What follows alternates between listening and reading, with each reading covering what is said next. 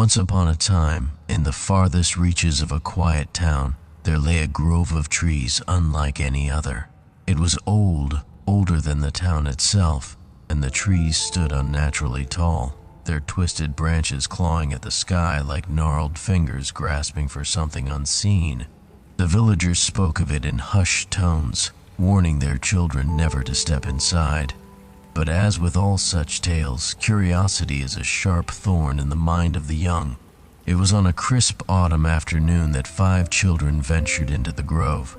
There was Peter, the eldest, bold and brash, his knotted scarf swinging with each confident stride. Then there was Will, his closest friend, always trailing just a step behind, wary but unwilling to be left out. Mary, with her fiery curls and wild imagination, skipped ahead, eager to uncover hidden wonders. George, her younger brother, clung to her side, his small hands buried in his pockets. And finally there was Eli, quiet, thoughtful, always watching, always listening.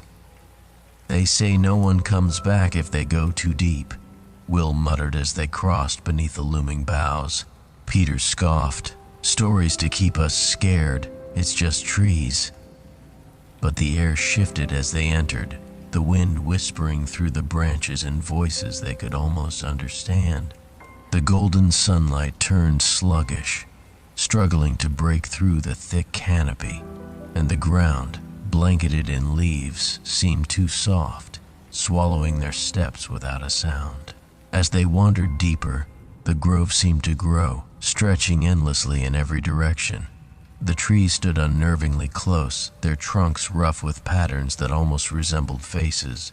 The deeper they walked, the quieter the world became, as if the grove itself were swallowing their presence whole.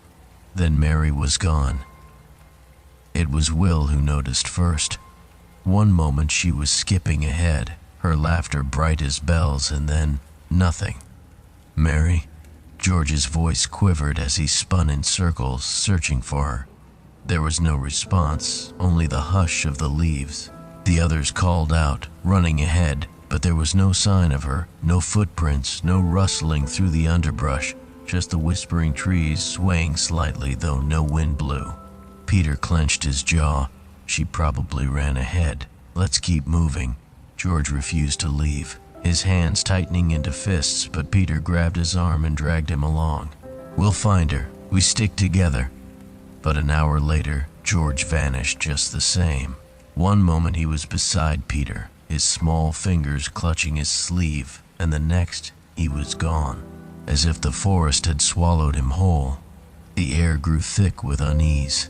The trees leaned closer, their branches curling toward the children like skeletal hands. Panic quickened their steps.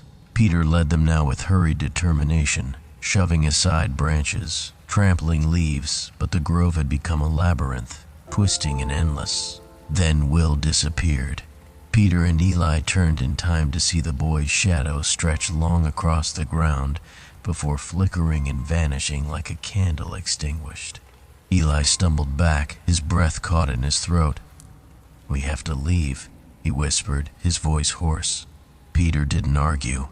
He grabbed Eli's wrist and ran, their feet pounding against the forest floor. The whispering grew louder, 1,000 voices sighing between the leaves.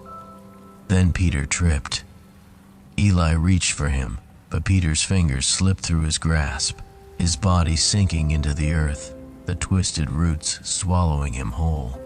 His last look was one of pure terror before the ground sealed over him, as if he had never been there at all. Eli stumbled back, gasping, his breath sharp in the suffocating silence. He was alone now. The grove pulsed around him, alive in a way that trees should not be. Then he saw them. The trees ahead bore the faintest traces of familiarity, the curve of a cheek, the slope of a nose.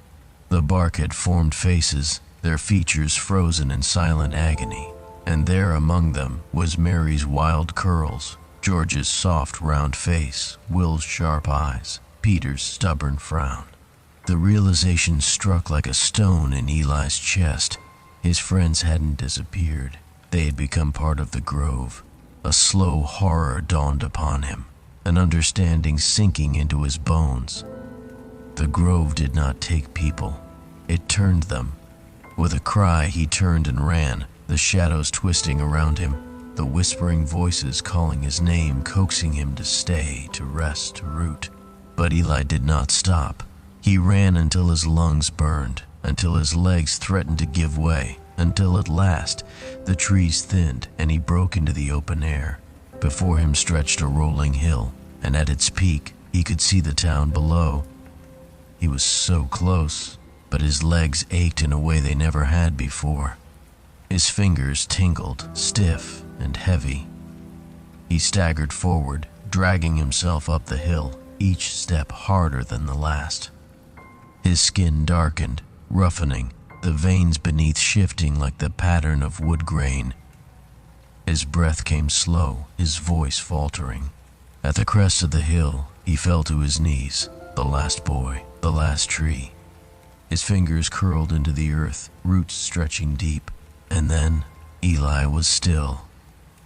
There, on the lonely hill, stood a single tree, its branches reaching toward the sky, its roots buried deep in the earth, forever watching the town below, waiting for someone to come looking. But no one ever did.